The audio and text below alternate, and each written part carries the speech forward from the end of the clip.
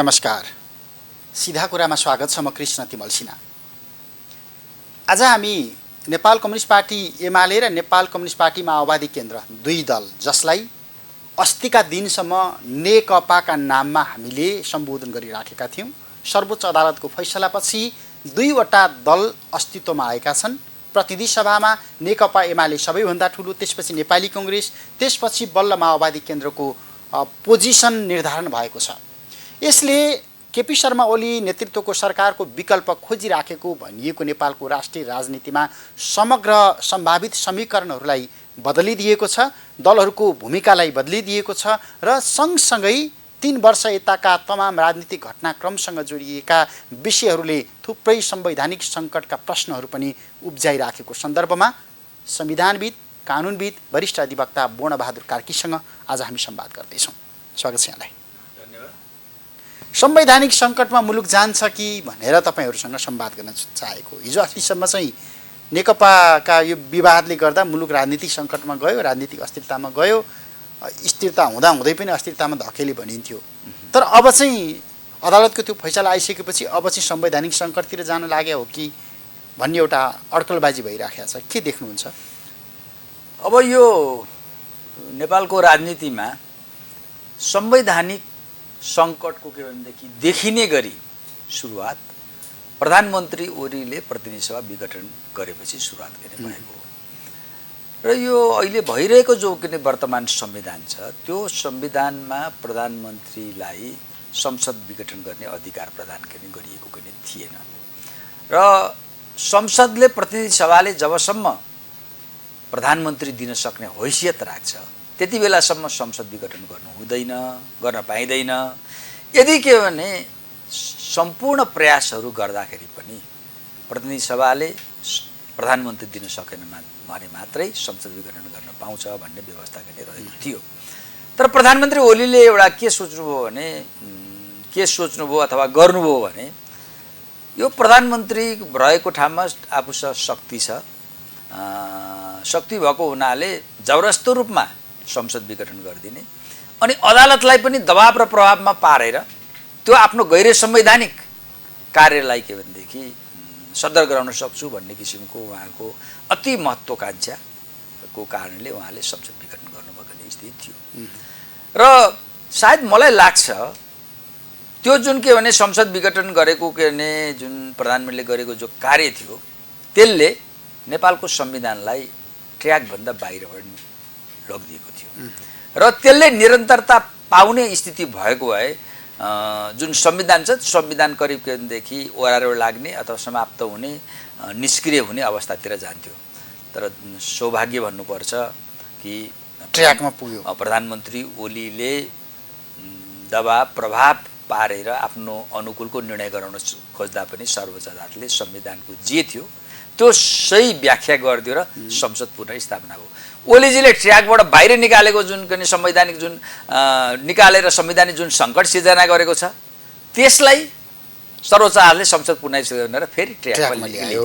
अब त्यसको 13 दिनपछि अब त्यो फेरि के भयो अब भने अब दोस्रो अब त्यसले त ल्यायो फेरि सर्वोच्च अदालतबाट ऋषि कटेलको मुद्दामा के भनेदेखि अर्को कुनै फैसला भयो।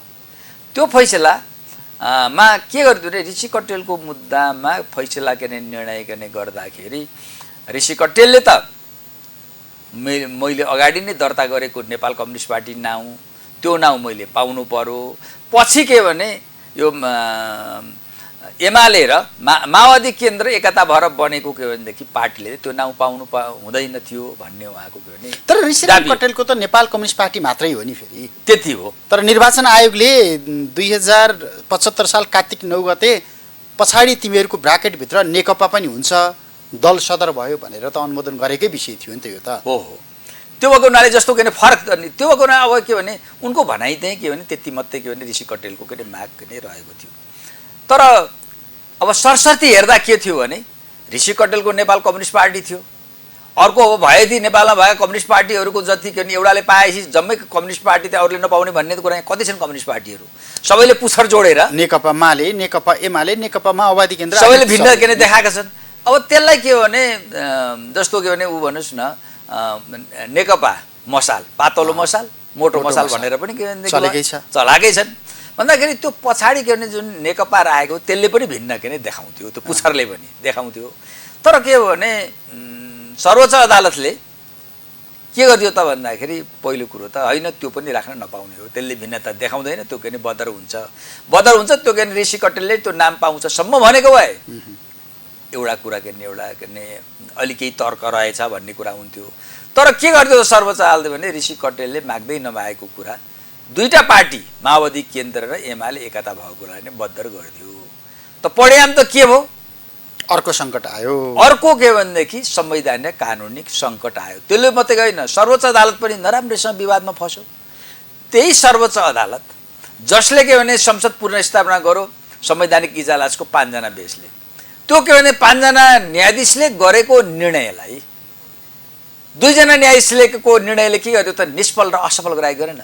त्यसो के अर्थ गर्दैन भन्दा सर्वोच्च अदालतकै निर्णय के गरियो भने एउटा अल्पमत 2 जना न्यायाधीशले 5 जना न्यायाधीशको निर्णयलाई निष्फल गर्ने गराइदिएको स्थिति हो। एउटा पनि सर्वोच्च अदालतको पनि विश्वसनीयतामाथि एउटा के भने प्रश्न के भनेदेखि उठ्यो।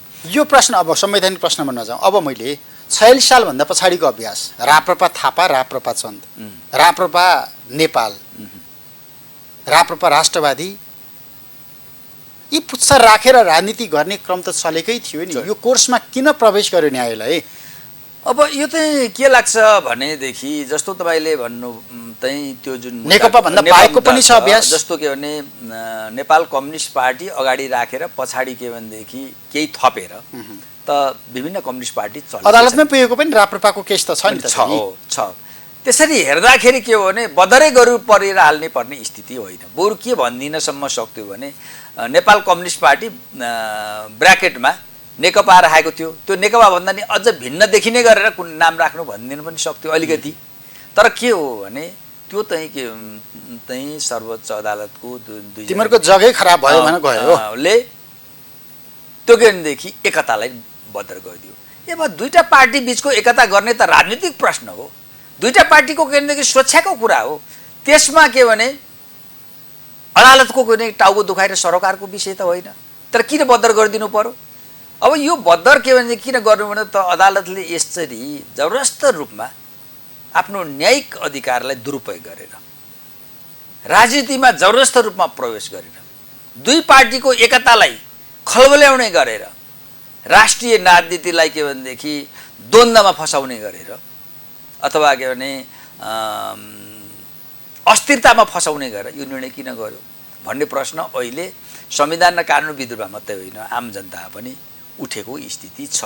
यहाँनिर अदालतले ल नेपाल कम्युनिस्ट पार्टी नेकपा भन्ने पार्टीको एकता प्रक्रिया अवैधानिक रहेछ बद्दर भयो मात्रै भनिदिएको भएदेखि त नेकपा एमाले र माओवादी केन्द्रबाट चुनाव जितेर आएका नेताहरू त दलविहीन भन्थे नि त फेरि।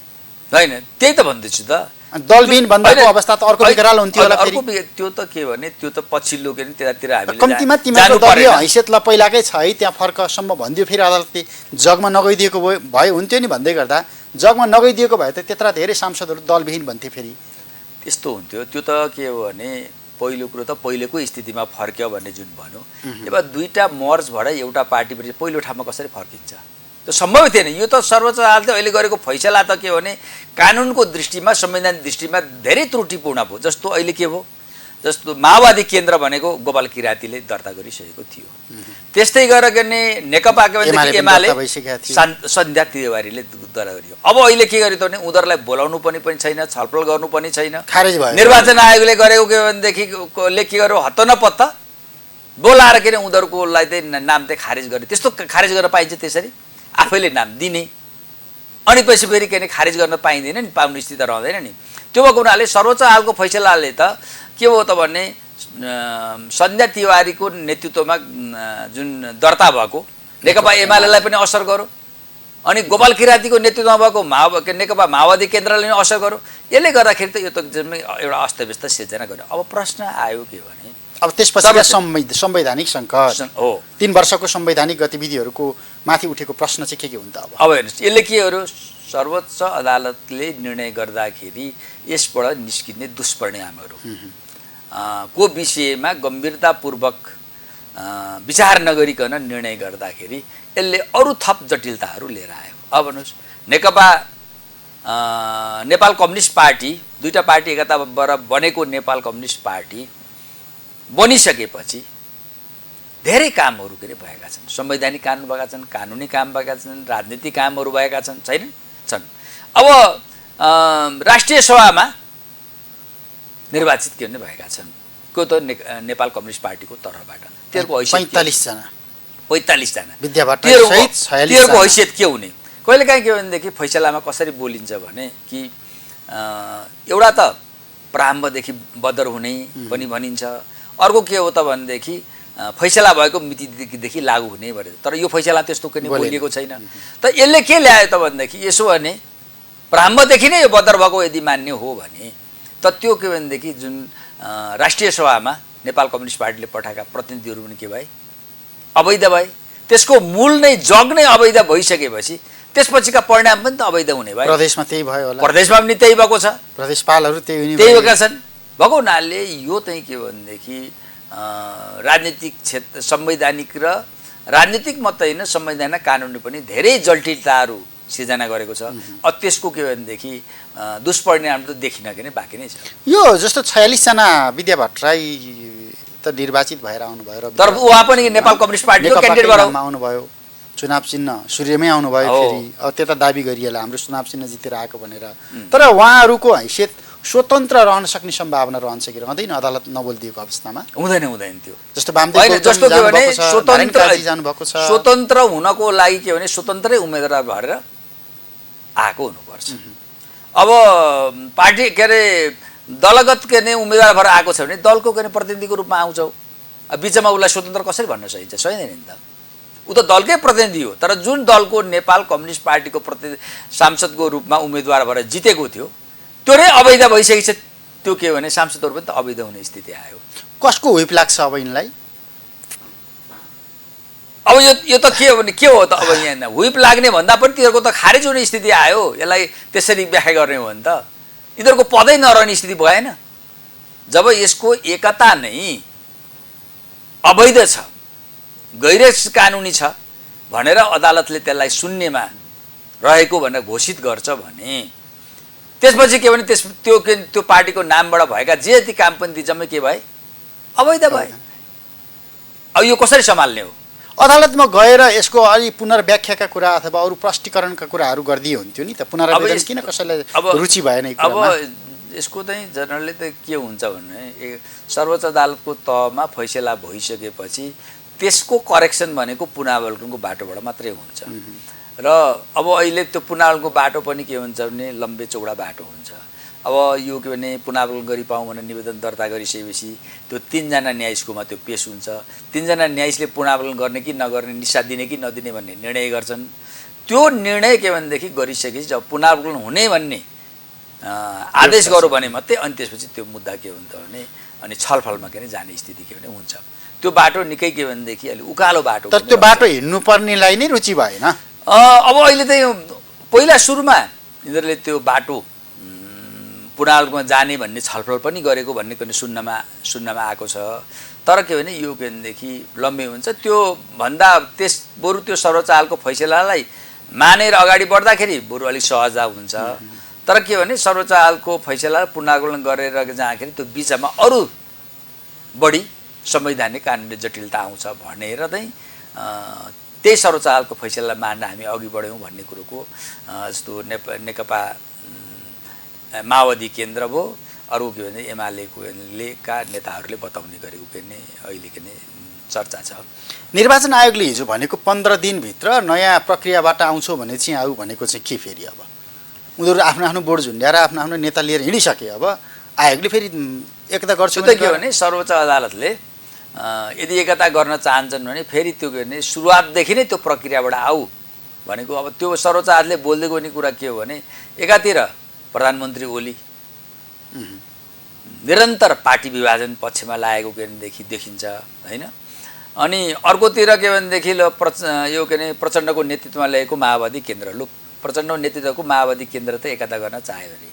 अथवा एमालेका के भनेदेखि पूर्व एमालेका नेताहरू, अब अहिले त एमाले नै भयो भन्नु पऱ्यो, माधव कुमार नेपाल, झलनाथ खनाल, उनीहरूले के भने एकता गर्न चाहे त त्यसको पार्टी के भने एमालेको पार्टी अध्यक्ष भएको हैसियतले ओली लगाम त शाह को छ? ओलीसँग छ। ओली त के भने कुनै हालतमा के भने एकताको पक्षमा देखिँदैन। जो फुटाउन लागेको छैन ऊ किन एकता गर्छ भने त्यो त के भने त्यो सर्वोच्च अदालतले त्यो बोलेको कुरा पनि के भने चाहिँ के भने अर्थहीन कुरा। हामीले के भने एकताको लागि समय पनि दिएका थियौँ, बाटो पनि खोलिदिएका थियौँ, तिम्रो गऱ्यो भने त के भयो त भन्ने किसिमको दोष तिनीहरूका टाउको पनि थुपार्ने भन्ने किसिमको मात्रै त्यो सर्वोच्च अदालतको फैसलामा के उल्लेख भयो। अब त्यो त्यो त के भने एकता हुने 15 दिनको जुन सम्भावना त्यो त असम्भव भन्ने कुरा कहाँ देख्नुहुन्छ भने अब यसको पछाडि एउटा के भने एउटा गम्भीर के विषय छ जहाँ के अन्तर्राष्ट्रिय चलखेलको विषय पनि छ। प्रधानमन्त्री ओली दोस्रो पल्ट प्रधानमन्त्री भइसकेपछि उहाँ अमेरिकन सहयोग एमसिसी पास गराउने पक्षमा के हुनुहुन्थ्यो। तर ओलीसँग भिन्न मत राख्ने प्रचण्ड, माधव कुमार नेपाल, झलनाथ खनाल लगायतका नेताहरूले के गरे भने एमसिसी पास गर्नु के हुँदैन, यो राष्ट्रिय हितको परिमार्जन जरुरी छ, परिमार्जन गर्दा पनि परिमार्जन गरेर गर्नुपर्छ।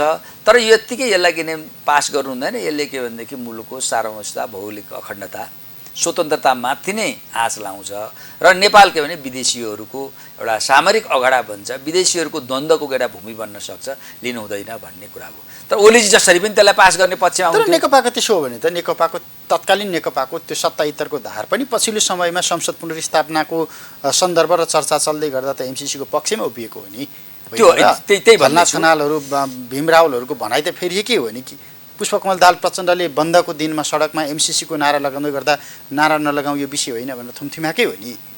त्यसको पक्षधरता त त्यहाँ पनि देखिएको छ। तपाईँले त्यसमा म आउँछु। त्यसपछि के हो भने जब के भने संसदबाट त्यो के अनुमोदन हुन सक्ने स्थिति भएन, नभइसकेपछि गत वैशाख 2077 सालमै प्रधानमन्त्री ओलीले एउटा अध्यादेश ल्याएको थियो जो चाहिँ समाजवादीलाई विभाजन गर्ने, आफ्ना सांसद सङ्ख्या के थप्ने र त्यसपछि के भने पार्टी विभाजन गर्ने भन्ने लाइन अन्तर्गत के भने त्यो पनि लिएको थियो। त्यसको त के थियो भने केन्द्रीय समितिमा 40% पुग्दैन थियो, संसदमा 40% के भने प्रतिनिधि सभाको संसदमा 40% पुर्याएर संसद के भने पार्टी विभाजन गर्ने भने, तर त्यति बेला त्यो के भने विभिन्न कारणले के भने रोकियो र नेकपाको विवादको प्रस्थान बिन्दु पनि भयो नि। भयो हो।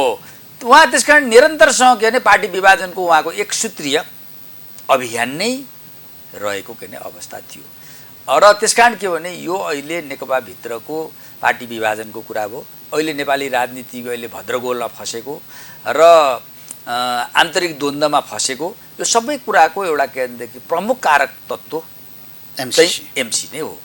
अब अहिले तपाईँले दोस्रो भन्नुभयो, पछि त के भने यो संसद विघटन गरिसकेपछि त पक्षधरता बढेको थियो। औ यो के भने एमसिसीको पक्षमा प्रचण्डहरू पनि के भनेदेखि लागेको हो कि अथवा के भने अन्य नेताहरू पनि के त्यसको पक्षमा के उभिएको हो कि भन्ने कुरा पनि यहाँ चर्चा छ। त्यति बेला त मलाई के लाग्छ भने जस्तो के पछि गएर त प्रचण्डले मैले त्यो कुरा के भनेको होइन, मैले त्यो अर्थ निस्किने गरेर भनेको होइन भन्ने कुराहरू पनि के आयो र परिमार्जित गरेर के भने पास गर्नुपर्छ भन्ने कुरामा त झलनाथ नै आए पनि भन्ने झलनाथ खनालकै प्रतिवेदनमै छ नि भनेर पछि भीमरावलहरूले भने। अब यो चाहिँ के हो भने जब प्रधानमन्त्री ओलीले अमेरिकन गेम प्लान अन्तर्गत संसद विघटन गरिसकेपछि खास गरेर अमेरिकाको नेतृत्वका पश्चिमी शक्तिहरू, त्यसपछि भारतीय के भनेदेखि शासकहरू, सत्तापक्षीहरू र उनीहरू धेरै के भने आक्रामक रूपमा प्रस्तुत भए हाम्रो विरुद्धमा। त्यसकारण त्यो के भने त्यसलाई माइल्ड कसरी गर्ने, माइल्ड गर्नको लागि के भने यो विषयमा हामी पनि त्यस्तो धेरै नेगेटिभ होइनौँ भन्ने किसिमको एउटा के भनेदेखि थामथुम गर्ने देखाउने किसिमले त्यो के अभिव्यक्ति गरेको भनेर भनिन्छ। तर त्यहाँ के छ प्रष्ट भने प्रधानमन्त्री ओली प्रष्ट रूपमा महरकाण्डसँगैबाट आयो एमसिसीको के नै पक्षमा उभिएको देखिन्छ र त्यसपछि उनका विरोधीको कारणको मूल जडो पनि कहाँ देखिन्छ, एमसिसी देखिन्छ। त्यसको विरोधी केमा प्रचण्ड भयो, त्यसपछि झलनाथ खनाल लगायत के हुन्छ भने त्यसको विरोधमा के नै देखिन्छ।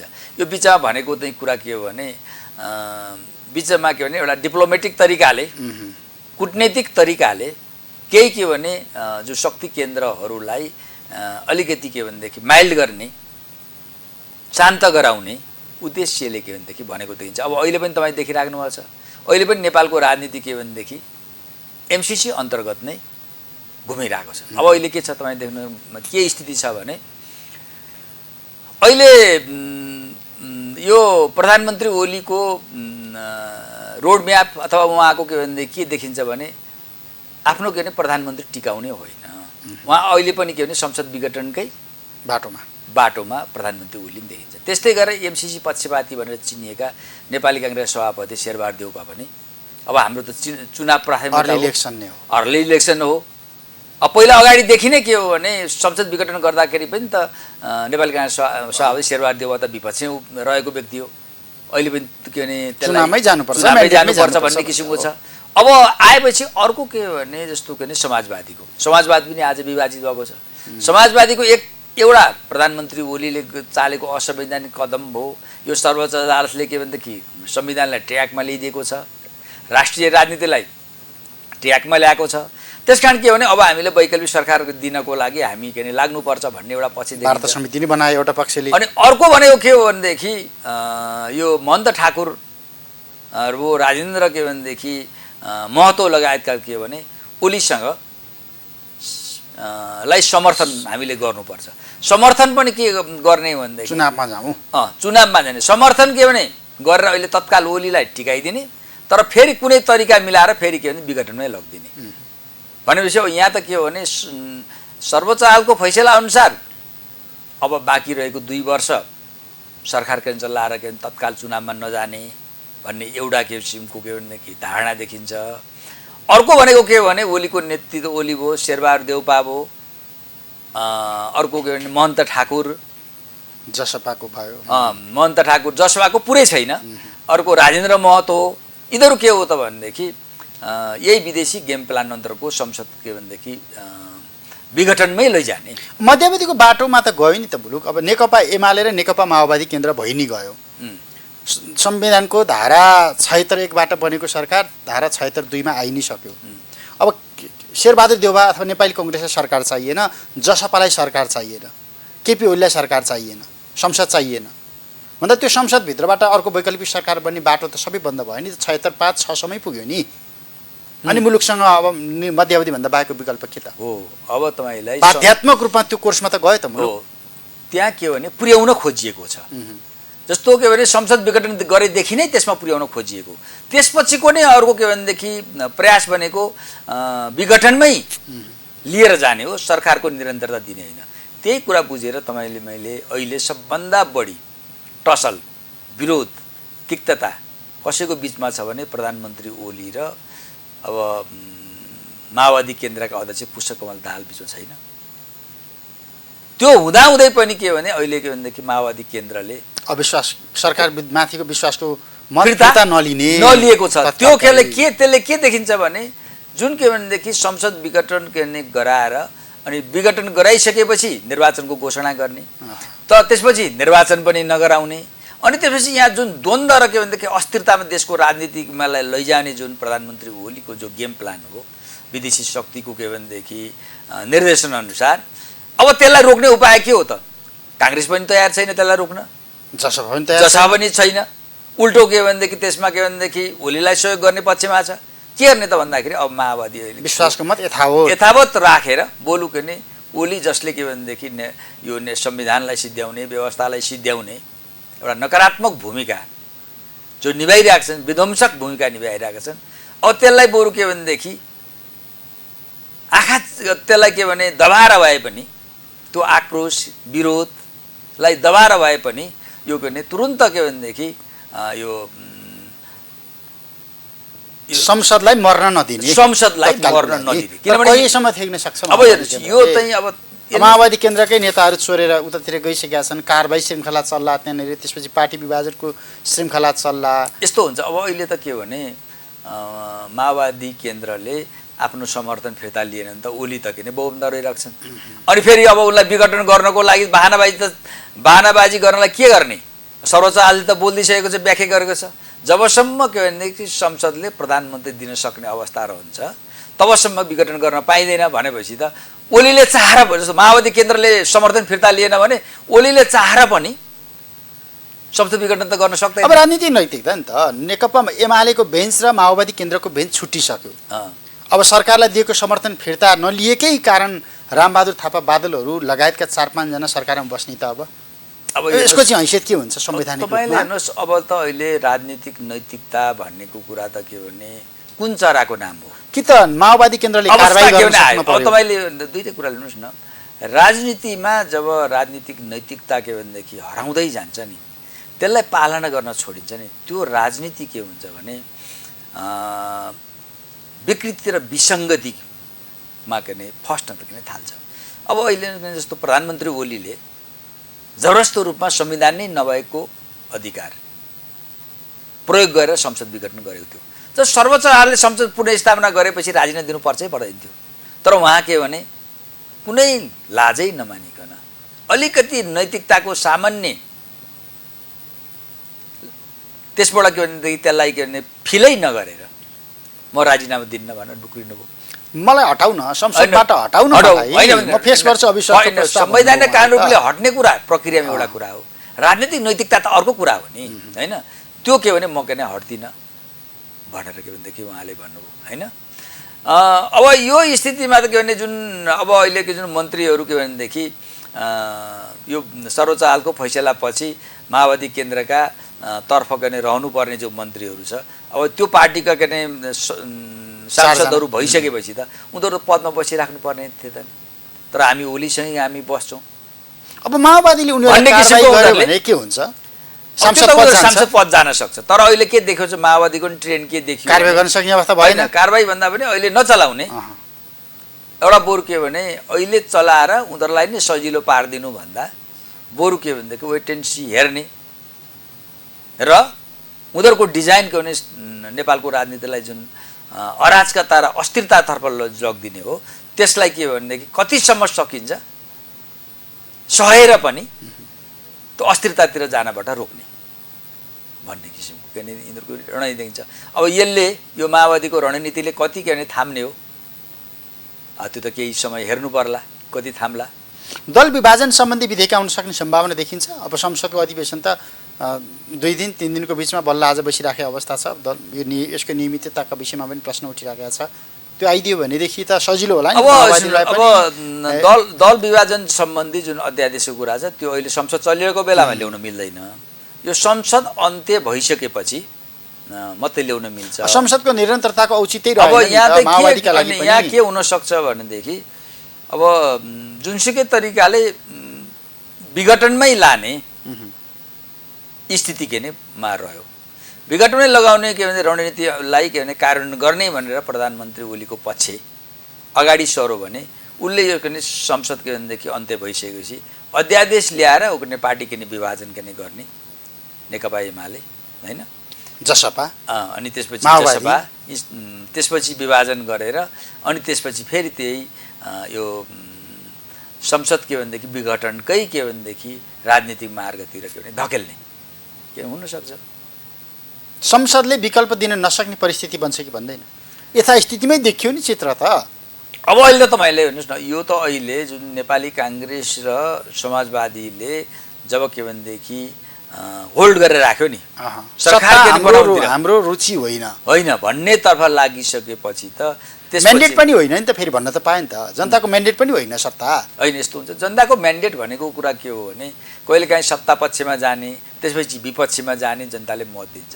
तर परिवर्तित सन्दर्भमा त के भने जनताले त्यसलाई म्यान्डेट दिएको थिएन। त्यो त परिवर्तित सन्दर्भमा जनताको चाहना अनुसारको काम गर्नु नै म्यान्डेट। अहिले जनताले के चाहेको छ त? यो के भनेदेखि निर्वाचनमा के भने जाने भनौँ, निर्वाचन नहुने अनि आन्तरिक द्वन्द्वमा फस्ने। हिजो के भनेदेखि संसद विघटन गरेपछि नेपालको राजनीति, राष्ट्रिय राजनीति कहाँ थियो त? सडकमा, संसदबाट सडकमा पुगेको थियो।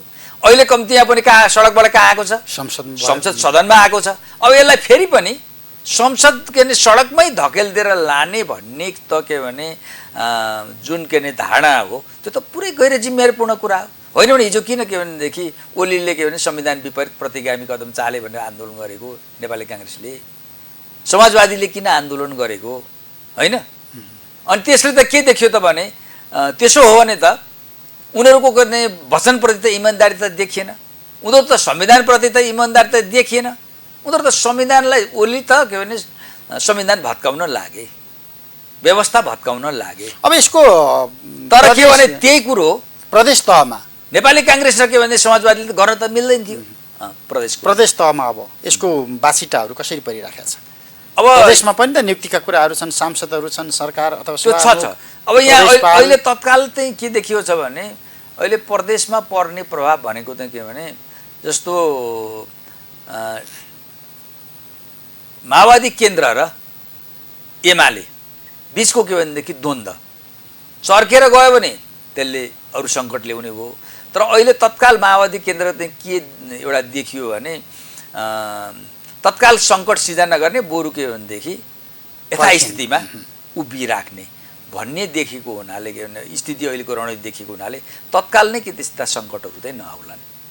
प्रदेश तहमा राजनीतिक प्रश्न उठ्यो होला नि त, अब यसलाई हुन सक्छ। तर के भने जस्तो अहिले भन्नुहोस् के भने कुनै ठाउँमा माओवादी केन्द्रले समर्थन गर्न नगरेको अवस्थामा एमालेका के भनेदेखिको ले पद गुमाउनु पर्ने स्थिति होला कहीँ के भने विधेयकहरू त्यो अनुसारका विधेयकहरू आउला, एमाले के भने समर्थन नगरेको होला माओवादी केन्द्रका सदस्यहरूको के भने पद जाने अवस्था होला हैन। त्यो हुनु छ। त्यसमा त के भने अब ओलीको पक्षबाट कस्तो कदम चालिन्छ वेट एन्ड सीको स्थितिमा माओवादी केन्द्र देखियो। तर के भने ओलीको अब के भने के कदम चाल्छ त? अब ओलीको लागि पनि अहिले समस्या के भएको छ भने जब नेकपाका एमालेका पूर्व नेताहरू फेरि एमालेमै फर्किएपछि त्यहाँ त के भनेदेखि ओलीले मात्रै निर्णय गरेर हुन सक्ने अवस्था पनि छैन। त्यहाँ के देखिन्छ भने जस्तो तिनीहरूको के भने केन्द्रीय समितिको बनोटमा पदाधिकारीको बनोटमा ओली विरोधीकोहरूको पनि त्यहाँ के भनेदेखि वर्चस्व रहेको स्थिति छ। त्यसले गर्दाखेरि चाहिँ अब चाहिँ के हो भने ओलीलाई पनि हिजो एकल गाडी हाँक्ने जुन स्थिति थियो नि त्यो त के भने अहिले पनि कारबाही गर्न सक्ला नि त ओलीले। अनि कारबाही गर्न नि त के भने पार्टीले बहुमतले गर्नु पर्यो। एकल के भने सभापतिले अथवा पार्टीको अध्यक्षले कारबाही गरेर त हुँदैन। कारबाही गर्नको पनि त्यहाँ निकाय छ नि त, छैन? त्यो भएको हुनाले के भने ओली हिजो के भने लाई जति के भने सजिलो थियो त्यति अब के भनेदेखि एमाले चलाउन के भने ओलीलाई पनि सजिलो छैन। अब लगभग अन्त्यमा तत्काल वैकल्पिक सरकार बन्न सक्ने देख्नुहुन्छ? यो संसदबाट वैकल्पिक सरकारको परिकल्पना गरेर आह्वान भएको हो नि। तर यस्तो छ अहिले के देखियो भने कि यो अहिलेको स्थिति हेर्दाखेरि वास्तवमा जुन नेपाली काङ्ग्रेस भयो, समाजवादी भयो, त्यसपछि प्रचण्ड माधव कुमार नेपालको के भने समूह भयो। उनीहरूले संसद विघटन के भने गलत भयो, यसले संविधानलाई ट्र्याकभन्दा बाहिर निकाल्यो। तर संविधानलाई ट्र्याकमा ल्याउनको लागि पनि संसद के भने पुनर्विस्तार हुन अनिवार्य छ। र वैकल्पिक अब 2 वर्ष समय बाँकी छ, वैकल्पिक सरकार दिनुपर्छ। बाँकी 2 अवधिसम्म संसदलाई मर्न दिनु हुँदैन भने उनीहरूको धारणा हो नि त। अब के भने संसद त पुनः स्थापना भयो। तर अब अहिले के देखियो छ भने त्यो प्रतिबद्धताबाट नेपाली काङ्ग्रेसका सभापति शेरबहादुर देउपा भाग्दैछन्। समाजवादीका के भनेदेखि महन्त ठाकुर र राजेन्द्र महतो नै भाग्दैछन्। यसले गर्दाखेरि त जब यी दुईटा पार्टी के भने नयाँ सरकार दिन कुरामा रुचि देखाएन होइन, त्यसलाई के भने हुन नदिने रणनीति अख्तियार गरे भने त वैकल्पिक सरकार बन्न सक्ने अवस्था हुँदैन। खालि के हुने भयो भने अहिले प्रधानमन्त्री ओली छन्, माओवादी केन्द्रले आफ्नो समर्थन फिर्ता नलिएसम्म ओली पदमा रहने स्थिति, बाध्यात्मक रूपमा त्यो पदमा के भने रहने स्थिति भयो। उसले के भनेदेखि विघटन गर्छु संसद भन्दा पनि पाउने अवस्था भएन। यो स्थिति हो। अब बजेट अधिवेशन आउँछ, माओवादीले पनि त लामो समयसम्म नथेक्ला नि त। नीति तथा कार्यक्रममा साथ दिने हो कि विरोध गर्ने हो, बजेटमा साथ दिने हो कि विरोध गर्ने हो, भोलि त्यहाँ अध्यादेशहरू अनुमोदन गर्नका लागि टेबल हुनुपर्ने अवस्था छ, त्यसलाई के गर्ने हो, विधेयकहरू आउलान् त्यसलाई के गर्ने हो। सधैँ काँदै थापेर त हिँड्दैन नि त माओवादीले नि।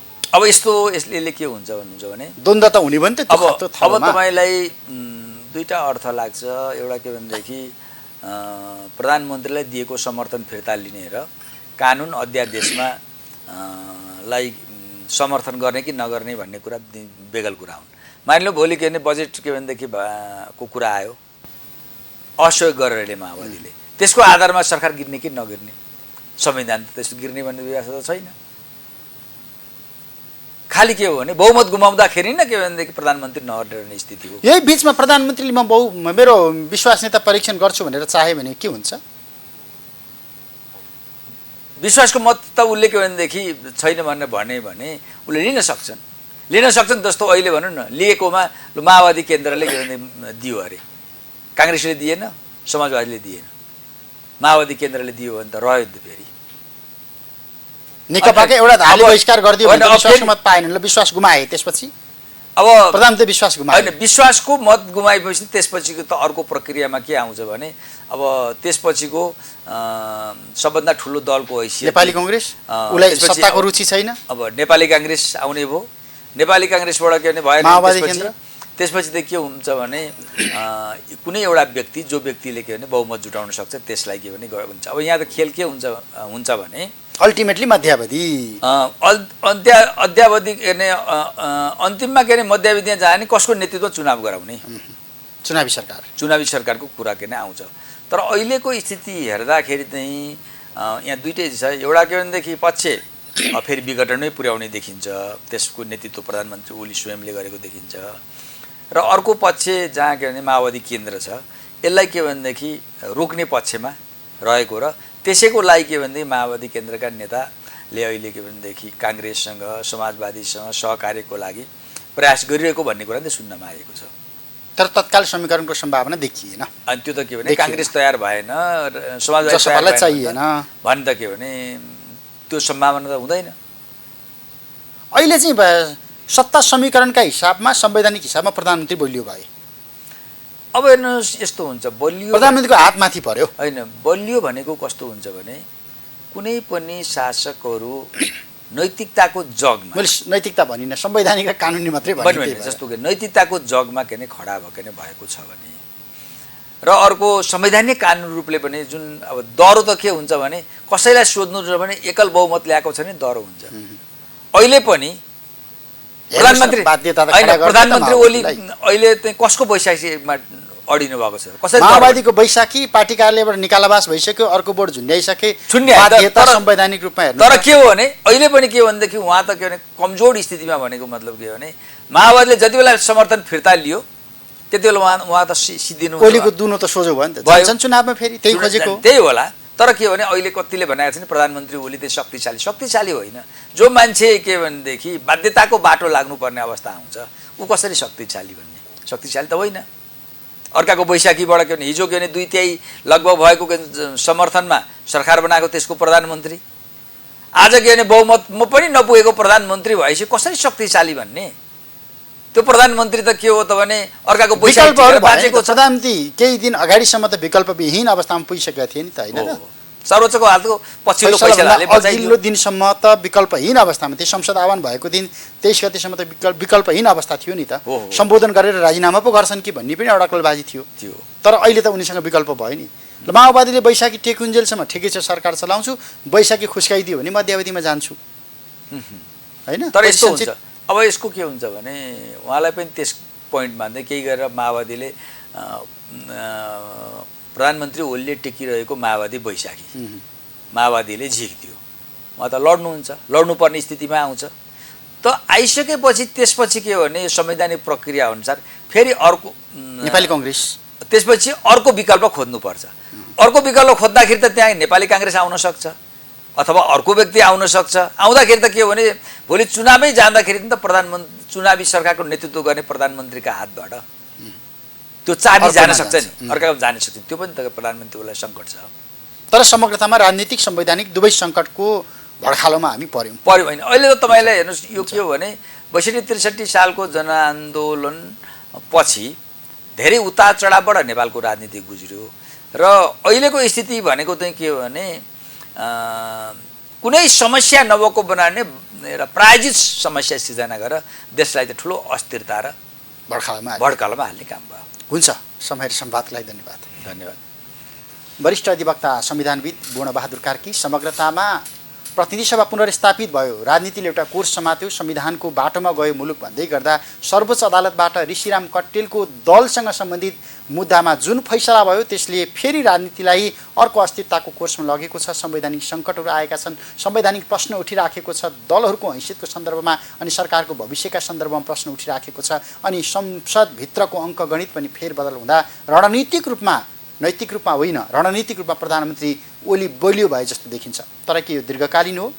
यसले कालान्तरमा मुलुकलाई कुन बाटोमा लगिराखेको छ? हामी फेरि कतै मध्यावधि चुनावकै बाटोमा त गइराखेका छैनौँ? यिनी प्रश्नमा थियौँ। समय र संवादको लागि पूर्णबहादुर कार्कीलाई फेरि पनि धन्यवाद दिन्छु। क्यापिटल टेलिभिजन हेर्दै गर्नुहोला। नमस्ते।